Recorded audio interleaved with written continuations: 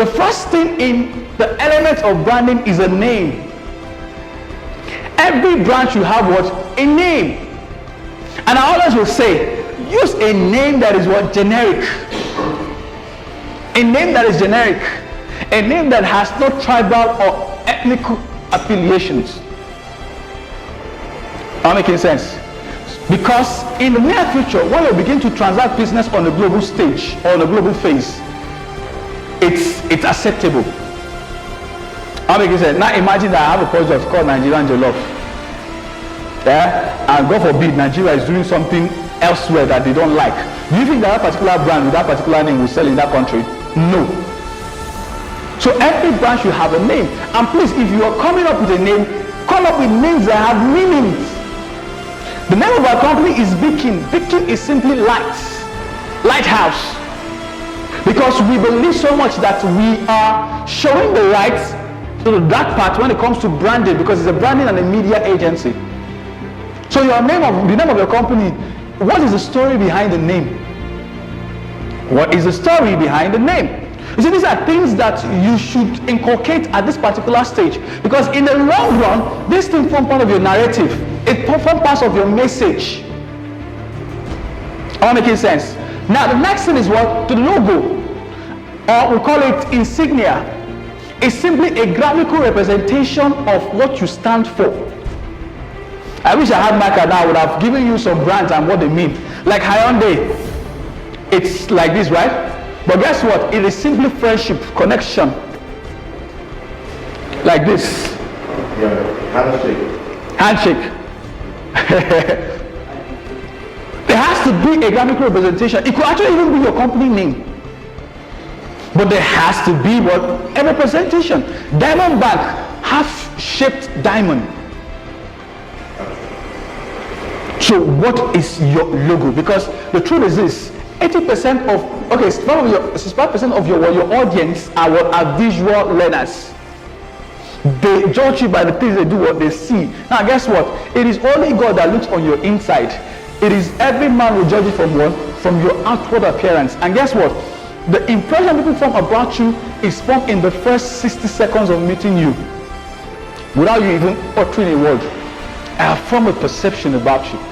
That's why I hear people say, I don't just like that guy. I don't know why. He didn't do anything to me, but I don't just like him. And you only will get one chance at first what? Impression. So what does your logo signify? There has to be a story behind it. It's not just having a logo, but what's the story again behind the logo? Am I communicating? Like our own logo now, I can explain every bit of it to you, but this is not the class to actually explain that to you. Now the next thing is what? The tagline. What you used to know as motto before, but now it is now called tagline. And it has to be a brand promise. I will rephrase again, it has to be what? A brand promise. Toyota will tell you that what? Good thinking, good products. So they are simply telling you that they are thinking well. That is why they will give you products that are fantastic. Am I making sense? Sony will tell you that is what? Make believe. They make it and you just have to believe it. So the question is you, what is wrong? Elijah told us his own. He said we're inspiring what? Possibilities. So what is your brand promise? What is your tagline?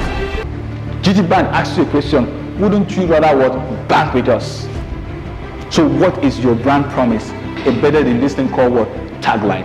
The next thing is what? The brand colors. I'm going to talk about colors briefly in the next slide. So you get to understand how colors actually affect our psyche as human beings and as brands. Every color, people just use colors anyhow, and they don't know that there are meanings behind what these colors. So if I'm doing a premium product, the first thing that comes to mind is the color black, because I just rightfully explained that black is a synonymous to what? To premium. Am I making sense? Black and gray, they are synonymous to what? To premium brands. Am I making sense? Then the next thing we'll talk about what? The font, or we call it typeface.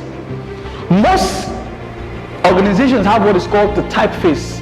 They can use a different font name, but the idea is for you to know the particular one you're choosing for the purpose of uniformity. That's why some companies, before they give you jobs to do. There's what is called the brand Bible or the brand book. In that particular book, you discover how they got their logo. So if you're designing it, the idea is this, such that when you see their logo in Canada and when you see the logo in Nigeria, there is no doubt or there's no any iota of ambiguity about it. Guess what? Do you know that currently now in painting there's a color called the GT orange? Because GT chose that particular color and it is synonymous with the Guaranteed Trust Bank. And when you go to the market to buy paint and you say, give me GT orange, because they've been able to use that particular shade of orange to differentiate their product from every other product. Your logo must not have to be complex, something as simple. What is GT's own? One big square like that, then one small square. That is all. There has to be no complexity about it. And you know the funny thing? Most of the big brands, their logos are very, very simple. It is we in Nigeria that will now want to twist our neck and twist our head just to... The idea is not about even just the logo, but what is the experience behind the brand? What is the experience behind the brand? What is the brand promise? And as such, these are basic things that every business should do or should have. Even you as an individual, as I am as a person, I have my own logo, personal logo, the A9 Radumba logo, and also have the Beacon Media logo. Am I making sense? Because at this particular point in time in my life, I've been able to differentiate my business brand and my personal brand. I earn from my personal brand, I also earn from my business brand.